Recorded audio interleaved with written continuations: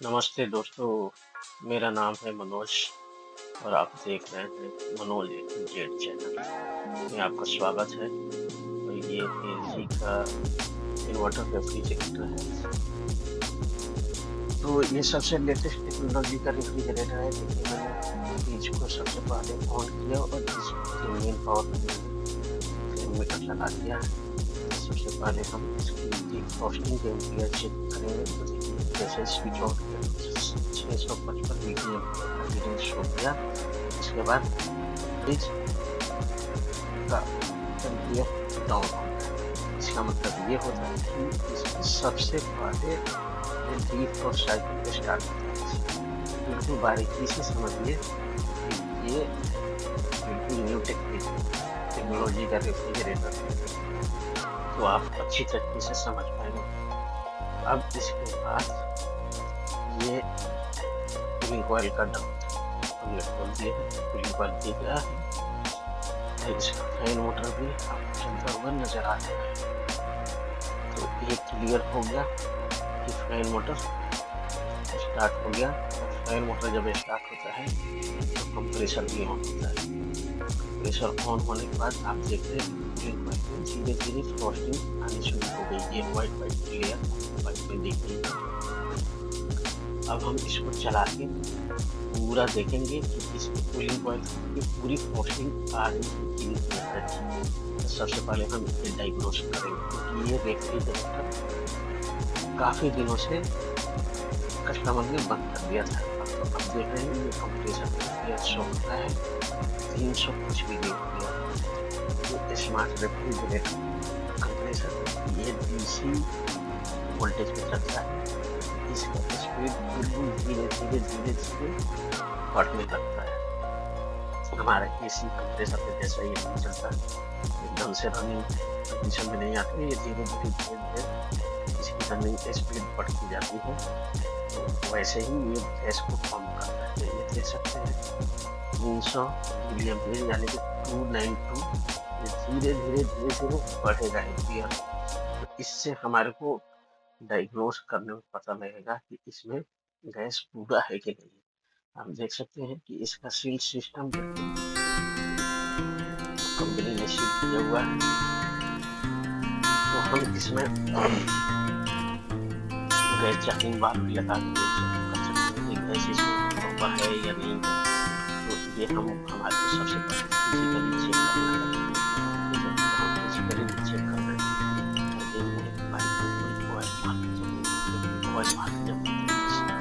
जब माना जाता है तो इसे गैस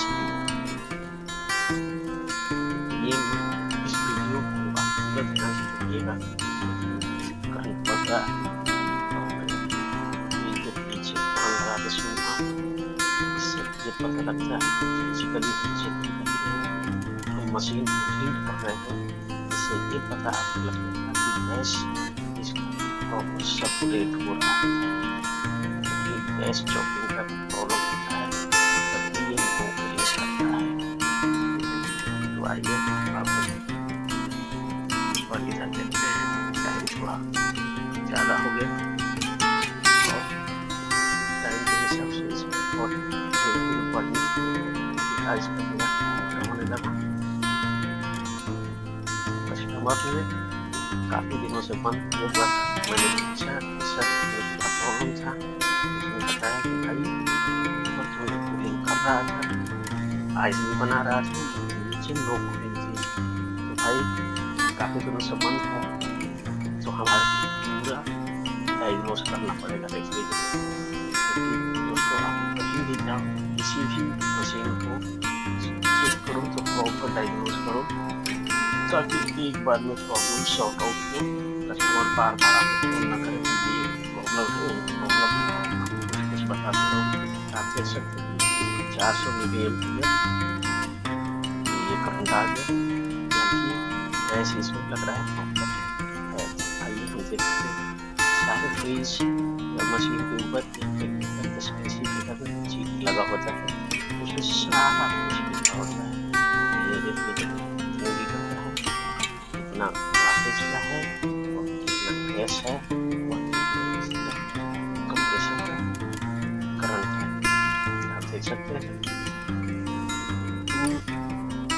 295 लीटर का सेक्शन गैस है और गैस का क्वांटिटी 43 ग्राम। दोस्तों gas R600 highly available gas होता है जिसको हमें बिल्कुल जितना कंपनी ने लिखा हुआ है उतना ही बेकिंग मशीन से वेट करके डालना चाहिए। इस टिप्स को आप बिल्कुल ध्यान से सुने क्योंकि ये बहुत हेल्पफुल है काम करने में। बिल्कुल एक्सपर्ट के जैसा आप काम करेंगे। अगर आप चैनल पर नए हैं चैनल जरूर सब्सक्राइब करें ताकि आपको इस टाइप की इंफॉर्मेटिव वीडियो मिलता रहे। ये देख सकते हैं 422 मिलीएम्पियर और इसका डिस्चार्ज है धीरे धीरे गर्म हो रहा है। जो कि ये कर रहा हूँ कि ये गर्म हो रहा है।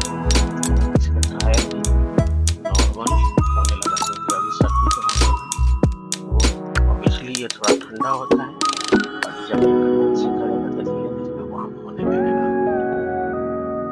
चलिए आइए देखते हैं। सबसे पहले हम इसकी थ्रॉटलिंग चेक करेंगे यानी कि कूलिंग साइकिल को चेक करेंगे कूलिंग साइकिल प्रॉपर है कि नहीं है। इसकी कूलिंग कॉइल पे कूलिंग कॉइल की लाइन भी पहचाननी चाहिए। तो चलिए आ रही है ये देखिए 450 मिलीएम्पियर करंट आ चुका है और हीटिंग भी बढ़ रही है। दोस्तों ये सब जानकारी आपको हर यूट्यूबर प्रॉपर नहीं मिलेगा जितना मैं आर्टिफिशियल को समझा रहा हूँ। वीडियो को बिल्कुल भी स्किप न करें और वीडियो को ध्यान से देखें। जो पीछे का बॉडी इसका बिल्कुल बना हो रहा है अब आप देख सकते हैं कि देखिए वाइट आने लगा। इसका मतलब भाई हमारा इस फेज में गैस की कोई प्रॉब्लम नहीं है, गैस प्रॉपर है। तो इस चेकिंग से आपको पता लग गया होगा और आप सीख जाएंगे कि गैस हम कैसे चेक करते हैं। बिना गैस सेटिंग लाइट लगाए बिना घड़ी लगाए आपको पता लग जाएगा इसके अंदर गैस कितना है प्रॉपर है। अब आ जाइए हम इसके एयर वेंट को खोलते हैं। क्योंकि ये फ्री काफी दिन से बंद है तो हो सकता है इसमें कचरा पाइप वगैरह सब जम जाता है तो एयर वेंट भी जाम हो जाता है जिससे नीचे कूलिंग नहीं करती है और ऊपर कूलिंग करती है क्योंकि एयर सर्कुलेशन ऊपर से नीचे की ओर नहीं आएगी हवा तो नीचे भी कूलिंग नहीं आएगा ऑब्वियसली बात है। अब देखिए नीचे का दो कूलर ये टोटली डिजिटल है इसमें दो तरीके का सेटअप है। देखिए पानी का टंकी है ये पूरी सर्विस भी करने वाले हैं पूरी लोग इसमें दो तीन तरह का फॉल्ट है। दो तीन फॉल्ट को कैसे कैसे सॉल्व करते हैं ये आपको पूरा वीडियो में देखेंगे। आप देख सकते हैं सबसे पहले यहाँ पर जो लिखा हुआ है हाइड्रोलिक एंटी रिवर्स प्रेशर इस से हाइड्रोलिक तो आपको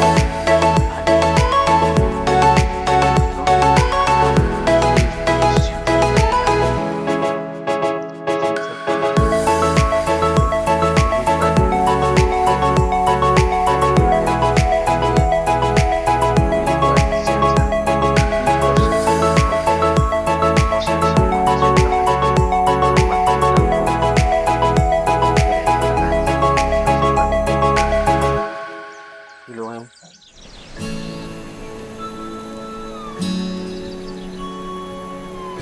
अब देखिए इसकी लीफ सेंसर को मैं चेक कर रहा हूँ इसकी रीडिंग 37 किलो ओम दिखा रहे भाई साहब। ये देख सकते हैं आप 37 किलो ओम दिखा रहा है। इससे ये क्लियर हो जाता है कि भाई सेंसर की प्रोसेस रेजिस्टेंस कितनी हाई है। ये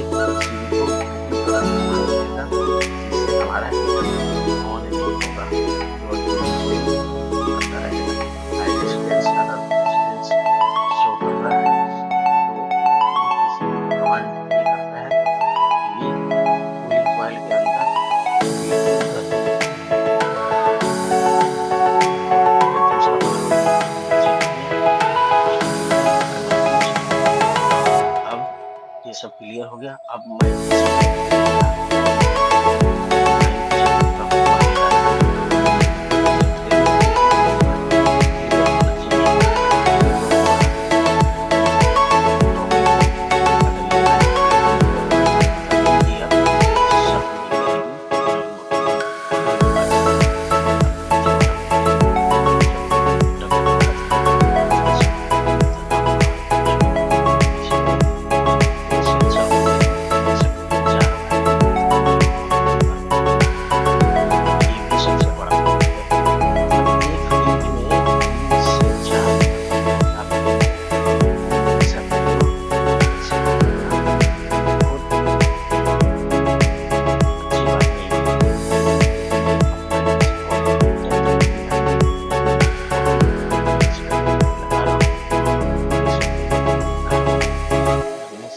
पूरे कनेक्टर में ग्रीन ग्रीन सा हो गया है। तो हमने कॉन्टेक्ट क्लीनर डाल दिया और डाल के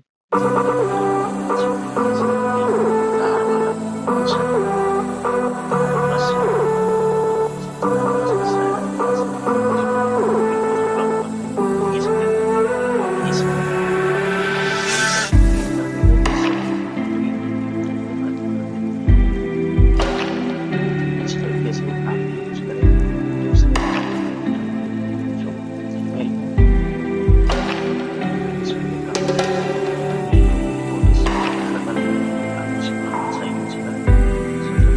बहुत अच्छा है।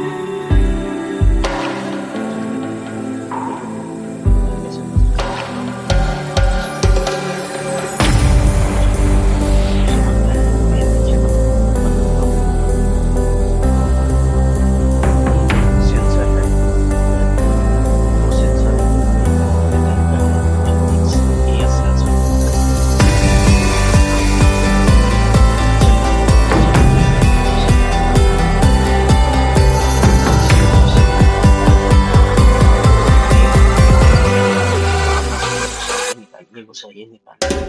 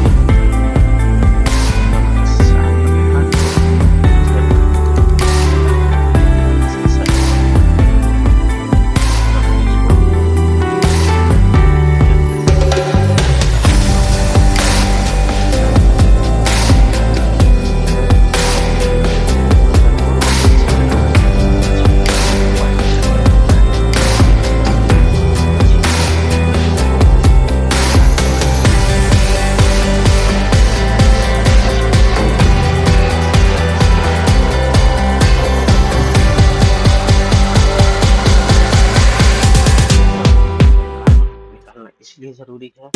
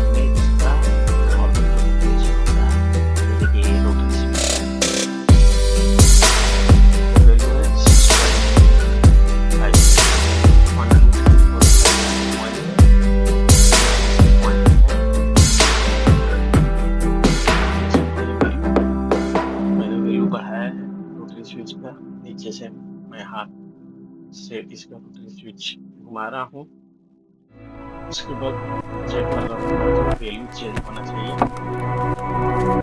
ये देखिए वैल्यू चेंज हो रहा है, यानी कि ये स्विच कर देगा। सर बिल्कुल सही है।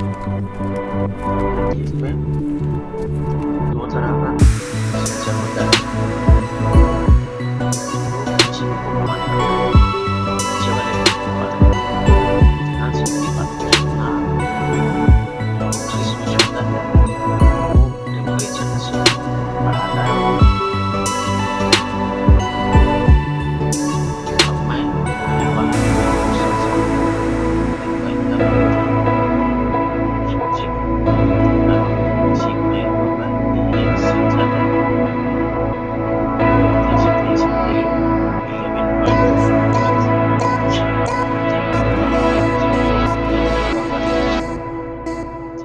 35 समथिंग।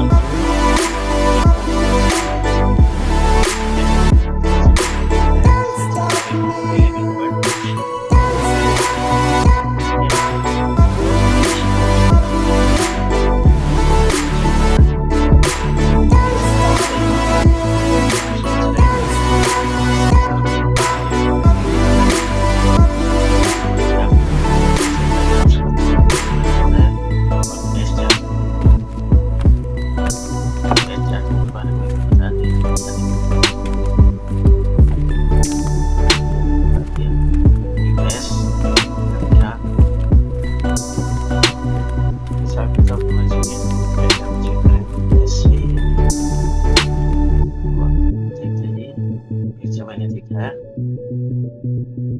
13 किलो ओम से थोड़ा सा कम, यानी कि ये हमारा बिल्कुल ये भी परफेक्ट है। तो चलिए आइए अब देखते हैं आगे का प्रोसेस।